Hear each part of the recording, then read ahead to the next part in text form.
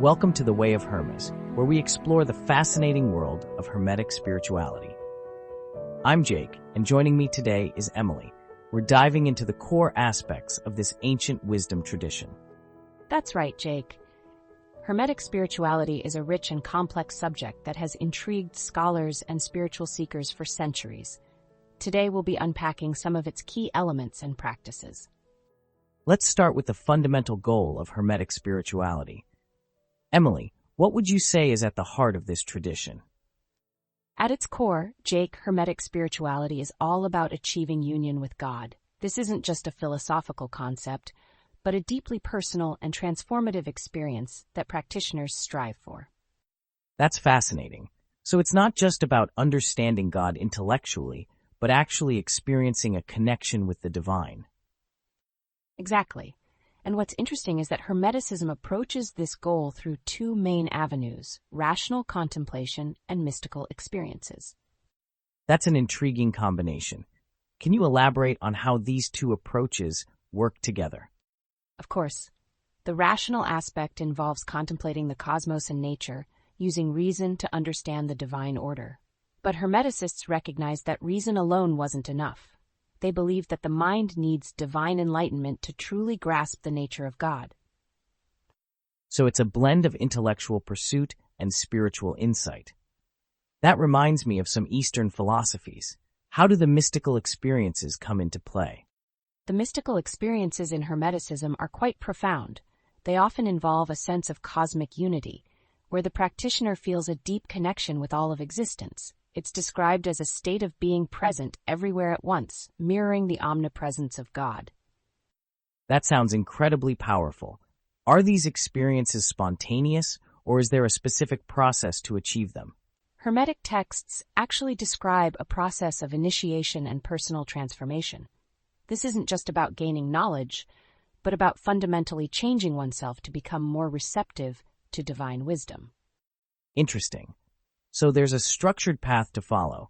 What does this initiation process look like? The texts mention a series of stages or degrees of initiation. For example, one Hermetic work describes 7 degrees corresponding to the 7 planetary spheres. The initiate progresses through these stages, purifying themselves and gaining deeper understanding along the way. 7 degrees, 7 planets. There seems to be a lot of symbolism at play here. What happens after these 7 stages? After the 7 stages, the texts speak of entering the 8th and 9th spheres, which represent higher levels of spiritual reality. This is where the most profound mystical experiences are said to occur. This is all incredibly deep stuff, Emily. I'm curious about how Hermeticists actually practiced these teachings in their daily lives. Were there specific rituals or practices they followed? While we don't have detailed accounts of all their practices, the texts do give us some insights. Prayer, for instance, played a crucial role in Hermetic spirituality. Prayer seems to be a common element in many spiritual traditions. Was there anything unique about Hermetic prayer? What's interesting is that Hermetic prayers often took the form of praises or hymns. These weren't just recitations, but deeply felt expressions of reverence for the divine. Some texts even mention silent hymns, suggesting a form of wordless, internal prayer. Silent hymns. That's a beautiful concept. It reminds me of meditation practices in some Eastern traditions. Were there other rituals besides prayer? There are descriptions of initiates embracing each other after prayer, suggesting a communal aspect to their rituals. There's also mention of shared meals, specifically vegetarian ones, which might have had spiritual significance. It sounds like there was a real emphasis on community and shared experience in Hermetic practice. How did they pass on these teachings and experiences to others? That's where the concept of the logos comes in, Jake. In Hermetic thought, the logos, often translated as word or reason, plays a dual role. It's both the teacher and the subject of study. That's an intriguing concept. How does that work in practice? Well, the Hermetic texts themselves are seen as embodiments of the logos. By studying these texts, meditating on them, and internalizing their wisdom, the practitioner is engaging with the logos directly. So the very act of studying becomes a spiritual practice in itself. That's a powerful idea. It seems like Hermetic spirituality offers a really holistic approach to spiritual growth, combining intellectual study, mystical experiences, and practical rituals. It's a tradition that engages the whole person, mind, body, and spirit. And what's fascinating is how these ancient teachings continue to resonate with people today, offering insights into the nature of reality and our place in the cosmos. Emily, you mentioned earlier the concept of initiation in Hermetic spirituality. Can you elaborate on how this process of ascending through heavenly spheres works? The Hermetic initiation process is a fascinating journey through different levels of spiritual reality. It's often described as an ascent through heavenly spheres, each corresponding to a different stage of spiritual development. That sounds intriguing. How many spheres are we talking about here? In Hermetic tradition, there are typically 7 spheres linked to the 7 classical planets. Each sphere represents a different aspect of spiritual growth and understanding. But the journey doesn't stop there. Oh, what comes after these 7 spheres? Beyond the 7 planetary spheres, Hermeticists speak of the 8th and 9th heavens. These are considered realms of direct divine encounter, where the initiate can experience profound mystical union with the divine. That's quite a journey. How does one navigate through these spheres? Is it a solo endeavor, or is there guidance involved? Great question, Jake. While personal effort and dedication are crucial, the role of a teacher or guide is considered essential in Hermetic initiation. The teacher, often referred to as a mystagogue, helps the initiate interpret their experiences and navigate the challenges of each sphere. I see. It sounds like a deeply personal, yet guided experience. But here's something I'm curious about. How does this relate to actual life and death? Is this purely a spiritual concept, or does it have implications for what Hermeticists believe happens after death? Interestingly, some Hermetic texts suggest that what the soul experiences after death, this journey through the spheres, can actually be experienced during life through proper initiation and spiritual practice. Wow, so they believed you could have a kind of preview of the afterlife journey while still alive? That's a powerful idea. Exactly. It's part of what makes Hermetic spirituality so unique.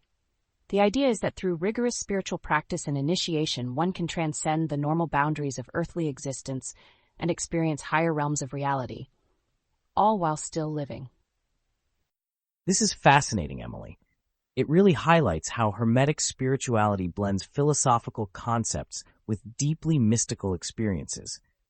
It's not just about understanding these ideas intellectually, but actually experiencing them firsthand. You've hit the nail on the head, Jake. Hermetic spirituality is very much about direct experience. It's a path of both knowledge and transformation, where understanding and being are intimately linked. Emily, we've talked about the cosmic experience and the initiation process in Hermetic spirituality. I'm curious about how these concepts are actually described in the Hermetic texts. Can you give us some specific examples? Absolutely, Jake. One of the most vivid descriptions comes from the Corpus Hermeticum. It presents a fascinating portrayal of the cosmic experience and how one can achieve union with God. That sounds intriguing. What does this cosmic experience entail according to the Corpus Hermeticum? Well, it's described as a profound mystical state where one transcends normal human perception. The text suggests that to understand God, you must make yourself equal to God. It's not about becoming a deity, but rather expanding your consciousness to encompass all of reality. Expanding consciousness to encompass all of reality. That's a pretty mind-bending concept. How does the text describe this process? It's quite poetic, actually. The text instructs the reader to grow to immeasurable size, to be free from every body, and to transcend all time. It's asking the practitioner to imagine themselves beyond all physical and temporal limitations. That's fascinating. It almost sounds like a guided meditation. Does it go into more detail? Yes, it does. The text goes on to say, suppose nothing to be impossible for yourself. Consider yourself immortal and able to understand everything, all arts, sciences, and the nature of every living creature. It's really pushing the boundaries of human perception and understanding. Wow, that's quite a mental exercise. It seems to be encouraging a kind of radical empathy and understanding. Is there more to this cosmic vision? Indeed, it gets even more expansive. The text instructs the reader to become higher than all heights and lower than all depths. Sense as one within yourself the entire creation, fire, water, the dry and the moist. It's about experiencing a total unity with all aspects of the cosmos. This is really pushing the limits of human imagination. How does this cosmic experience relate to the concept of God in Hermeticism? That's a great question, Jake. In Hermetic thought, God is seen as all-encompassing, present in everything.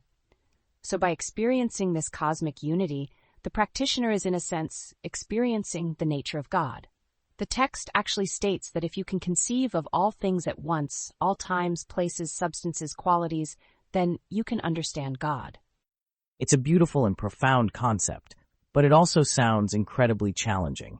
How were Hermeticists expected to achieve this state of cosmic consciousness? You're right, it is a challenging ideal. The Hermetic text suggests that this isn't something achieved easily or quickly. It's the result of dedicated study, meditation, and spiritual practice. The descriptions we find in texts like the Corpus Hermeticum serve as both instruction and inspiration for the spiritual seeker. I can see how these vivid descriptions would be powerful tools for meditation and contemplation. It's really bringing to life the abstract concepts we discussed earlier about union with God and cosmic consciousness. Exactly, Jake. These texts aren't just philosophical treatises, they're practical guides for spiritual transformation. They're designed to stretch the reader's mind and imagination to help them break free from limited ways of thinking and perceiving the world. Emily, we've explored some profound concepts in Hermetic spirituality. Now I'm curious about the more practical aspects. How did Hermeticists actually practice their faith in daily life? While much of what we've discussed seems very abstract, Hermeticism did have practical elements. One interesting aspect is their approach to rituals and religious customs. I'd imagine they had some unique practices. Can you tell us more about that? One of the most striking things about Hermetic practice is their rejection of certain traditional religious customs. For instance, they didn't believe in burning incense or making offerings during prayer. Really? That seems unusual for an ancient spiritual tradition. What was their reasoning behind this? Well, according to Hermetic texts, particularly in the Asclepius, they viewed such practices as almost sacrilegious. The idea was that God, being all-encompassing, lacks nothing and therefore doesn't need material offerings. That's a fascinating perspective. If they rejected these common practices, what did they do instead? Instead of material offerings, Hermeticists emphasized adoration through thanksgiving. They believed that the finest incense for God was gratitude expressed by mortals. It was about cultivating an attitude of reverence and appreciation rather than performing external rituals. That's a beautiful concept. But did they have any physical practices at all? While they rejected certain traditional religious customs, Hermeticists did practice what we might call magical rituals. These weren't about worshiping deities, but rather about manipulating spiritual forces. Magic in Hermeticism. That's intriguing. Can you give us an example of what these magical practices looked like? One of the most interesting examples is the creation of gods through statues.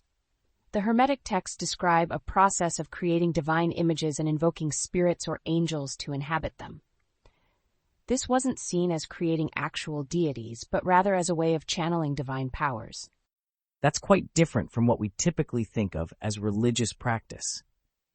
It almost sounds more like what we'd call theurgy today.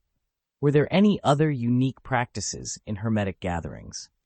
Yes, there's evidence that Hermeticists placed importance on shared vegetarian meals.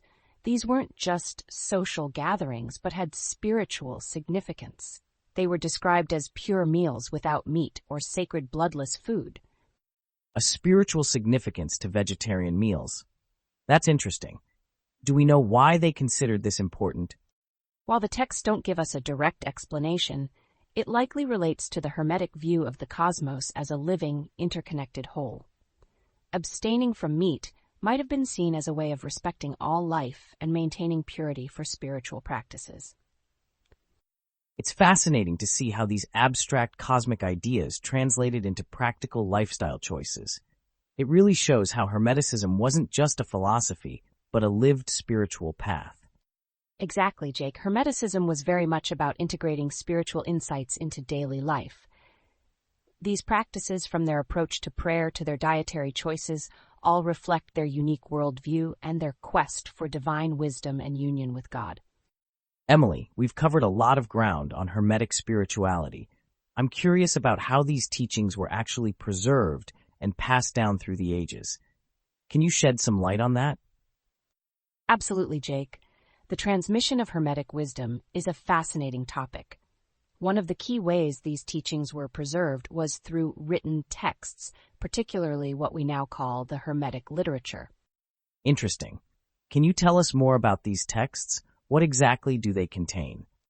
The Hermetic literature is a collection of writings that cover a wide range of topics, from philosophical discourses to practical magical instructions. The most well-known of these is the Corpus Hermeticum, a series of treatises that form the core of Hermetic teachings. The Corpus Hermeticum sounds important. What kind of information does it provide? The Corpus Hermeticum is a treasure trove of Hermetic wisdom. It contains dialogues between Hermes Trismegistus, the legendary founder of Hermeticism, and his disciples. These dialogues cover topics like the nature of God, the cosmos, and the path to spiritual enlightenment. That's fascinating, but I'm wondering, how did these texts function in the Hermetic community? Were they just read, or was there more to it? These texts weren't just passive reading material. They were actively used as tools for spiritual transformation. Hermeticists believed that by studying and meditating on these texts, one could gain direct insight into divine truths. So the texts themselves were seen as a kind of spiritual practice. That's an interesting concept. Were these texts accessible to everyone, or were they kept secret? That's a complex question, Jake. While some Hermetic teachings were openly shared, others were considered esoteric, meant only for those who had undergone proper initiation. The idea was that certain truths could be dangerous or misunderstood if accessed prematurely. I see. So there was a kind of graduated system of knowledge. How did one progress through these levels of understanding? The path of Hermetic learning was seen as a gradual ascent. Students would start with more basic teachings. As they demonstrated understanding and spiritual growth, would be introduced to more advanced concepts. This process was often guided by a teacher or mentor. It's interesting how Hermeticism combined intellectual study with spiritual practice. It seems like a very holistic approach to wisdom. Absolutely, Jake. Hermeticism didn't see a divide between intellectual knowledge and spiritual insight. For them, true wisdom involved both understanding cosmic principles and experiencing them directly. The texts were a bridge between these two aspects of spiritual growth.